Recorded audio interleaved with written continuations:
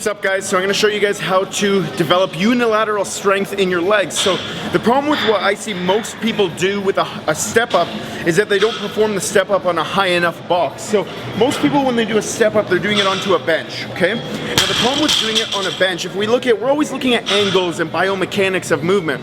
I don't really care what the actual exercise is per se. Now when you're doing a normal box step up, so off of a normal bench, something like that over there, those normal benches for bench press, the problem is they're so low to the ground. So what happens is when you're doing it, it's actually like only doing a squat to less than 90 degrees. So you're not even hitting parallel, right? It's like doing a squat to here, right? So we're not working the full range of motion within the hip complex, the lumbopelvic hip complex. We're not working all the muscles in the leg the way we should, the hamstring, the quads, the way that we can. So we want to maximally integrate muscles when we're doing a step up. So why not do a high box step up? Now if we look at a high box step up, if you look at this position here, this is like I'm doing a deep squat, right? If I was just to transfer this same movement to the ground, this is what it looks like, right? The same angle in my knee, the same angle in my hip. The only difference is it's on one leg at a time. So we can develop unilateral strength in a full deep squat position by utilizing a very high box.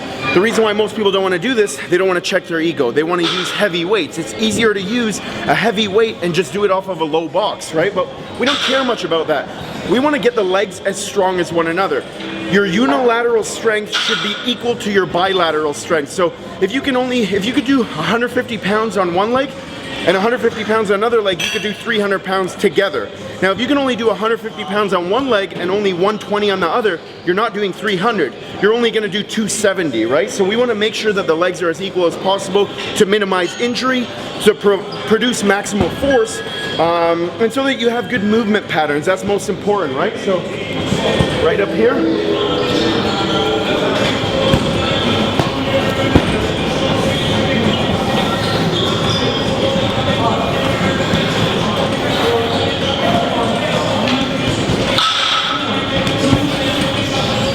Right? And what I want to see when you guys do that, try to do it under control. Most people will try to use momentum to come up and then they'll just fall down. Really try to eccentrically load the muscles. Work your way down slowly under control with tension so that you work the muscles through a full range of motion, that you're taking the joints through a full range of motion, but also the muscles are contracting through the full range of motion. All right, guys, make sure you subscribe, like the video, share this video with your buddies. Team Hammer, peace.